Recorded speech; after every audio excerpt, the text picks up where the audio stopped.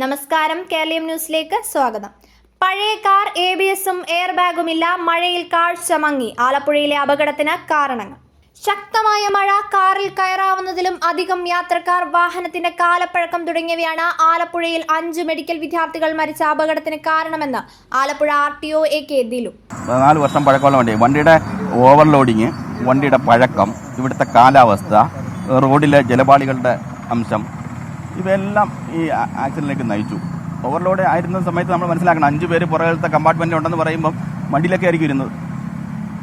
അതൊക്കെ ഇതിന്റെ തീവ്രത കൂട്ടി, ആക്സിഡന്റിന്റെ തീവ്രത, കാഷ്വാലിറ്റി കൂട്ടിയത് അതൊക്കെയാണ്.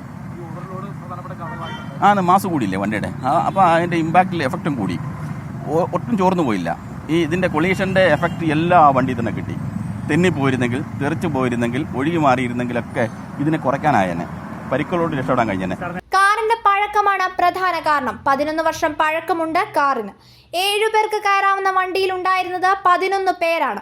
കളർക്കോട്ട് ഇന്നലെ രാത്രി KSRTC ബസ്സിൽ കാറിടിച്ചായിരുന്നു അപകടം. വാടകയ്ക്കെടുത്ത കാറിൽ സിനിമ കാണാൻ പോകുകയായിരുന്നു വിദ്യാർത്ഥികൾ. പഴയ വാഹനം, ബോഡി ദുർബലം.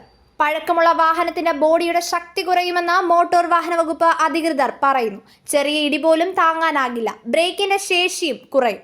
ഗ്ലാസിലൂടെയുള്ള കാഴ്ചയ്ക്ക് വ്യക്തതയില്ലാതാകും. വൈപ്പർ ഉണ്ടെങ്കിലും ഗ്ലാസിൽ വെള്ളം തങ്ങി നിൽക്കും. ടയറിന്റെ തേയ്മാനം കാരണം വാഹനം വേഗത്തിൽ തെന്നിമാറും. കനത്ത മഴയിൽ ഡ്രൈവർക്ക് റോഡ് കൃത്യമായി കാണാൻ കഴിഞ്ഞിരിക്കില്ലെന്ന് മോട്ടോർ വാഹന വകുപ്പ് ഉദ്യോഗസ്ഥർ പറയുന്നു. എതിരെ വന്ന വാഹനം ഏതെന്ന് കൃത്യമായി മനസ്സിലാകാതെ കാർ വലത്തേക്ക് വെട്ടിത്തിരിച്ചപ്പോൾ ബസ്സിന് മുന്നിലേക്ക് എത്തുകയായിരുന്നു. കാർ 90 ഡിഗ്രി തിരിഞ്ഞാണ് ബസ്സിൽ ഇടിച്ചത്. ബസ്സുമായി ഇടിച്ച ഭാഗത്തിന് മറുവശത്തായതിനാലാണ് കാറിന്റെ ഡ്രൈവർ സുരക്ഷിതനായത്. കാറിൽ തിങ്ങി ഞെരുങ്ങിയിരുന്നവർക്ക് ഇടിയുടെ ആഘാതത്തിൽ ഗുരുതര പരിക്കേറ്റിരിക്കാമെന്നും ഉദ്യോഗസ്ഥർ പറയുന്നു. ആളുകൾ കൂടുതൽ, ABS ഇല്ല. അപകടത്തിന്റെ ഹിറ്റ് പോയിന്റ് കോ ഡ്രൈവറുടെ മുകളിലായി വരുന്ന ആർച്ച് ഭാഗത്താണെന്ന് AK ദിലു പറഞ്ഞു. അതിനാലാണ് കാറിന്റെ മുകൾ ഭാഗം അകത്തേക്ക് വളഞ്ഞത്. ഏറ്റവും ആഘാതമേറ്റിരിക്കുക കോ ഡ്രൈവർക്കായിരിക്കും. വാഹനത്തിലിരുന്നവർ ഇടിയുടെ ആഘാതത്തിൽ മുന്നിലേക്ക് തെറിച്ച് പരസ്പരം ഇടിച്ചിരിക്കാം. കാറിൽ 11 വിദ്യാർത്ഥികൾ ഉണ്ടായിരുന്നു. ഇവർ തിങ്ങി ഞെരുങ്ങിയാവും ഇരുന്നത്. പുറകിലെ സീറ്റിൽ 5 പേർ ഉണ്ടായിരുന്നു. ഇതെല്ലാം അപകടത്തിന്റെ ആഘാതം വർദ്ധിപ്പിച്ചു. കാർ തെന്നിമാറി ഇടിച്ചതിനാലാണ് മറുവശത്തിരുന്ന ഡ്രൈവർ രക്ഷപ്പെട്ടത്. 1 മീറ്റർ കൂടി കാർ തെന്നിപ്പോയിരുന്നെങ്കിലോ, വണ്ടി തെറിച്ചു പോയിരുന്നെങ്കിലും ഇടിയുടെ ആഘാതം കുറയുമായിരുന്നു. ആന്റി ലോക്ക് ബ്രേക്ക് സംവിധാനം ഇല്ല, ഈ വണ്ടിക്കില്ല. നമ്മുടെ പുതിയ വാഹനങ്ങളിലെല്ലാം ആന്റി ലോക്ക് ബ്രേക്ക് സിസ്റ്റം നിർബന്ധമാക്കിയിട്ടുണ്ട്. അതിന്റെ ആവശ്യം പെട്ടെന്ന് വണ്ടി പിടിച്ചു നിൽക്കരുത്, വിട്ട് പിടിക്കണം. ഈ കേസിൽ അത് വർക്ക് ചെയ്തുകൊണ്ട് വീൽ ലോക്കായാൽ പിന്നെന്താ, ഈ വെലോസിറ്റി കാരണം ഇത് ഡ്രാഗ് ചെയ്ത് ഏതാണ്ട് ഒരു സൈഡ് കൊണ്ടാണ് ഇടിച്ചിരിക്കുന്നത്.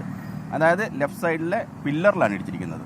ലെഫ്റ്റ് സൈഡിലെ പില്ലറിൽ ഇടിച്ചത് കൊണ്ടാണ്, പില്ലർ അല്ലെങ്കിൽ തൊട്ട് മുന്നിൽ ഇടിച്ചത് കൊണ്ടാണ് ഇമ്പാക്ട് പുറത്തോട്ടില്ല. മറിച്ച് കൊളീഷൻ ആയിരുന്നെങ്കിൽ ഈ വീല് കൊണ്ട് തന്നെ പുറകോട്ട് ഓടിപ്പോയാൻ വേണ്ടി.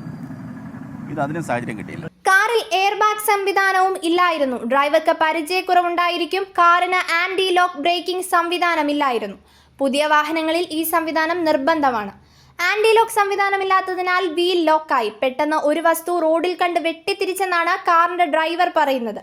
ഇക്കാര്യം വിശദമായി പരിശോധിക്കും. സ്ഥലത്ത് ആ സമയത്ത് വന്നവർ ഇക്കാര്യം പറഞ്ഞിട്ടില്ലെന്നും RTO പറഞ്ഞു.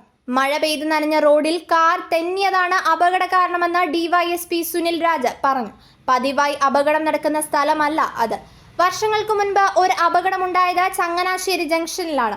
മഴയിൽ ഡ്രൈവറുടെ കാഴ്ചയ്ക്ക് ബുദ്ധിമുട്ടുണ്ടായിരിക്കാമെന്നും DYSP പറഞ്ഞു. വിശദമായ അന്വേഷണത്തിന് കളക്ടർ RTOയ്ക്ക് നിർദ്ദേശം നൽകി. പോലീസും വിശദമായ അന്വേഷണം നടത്തും.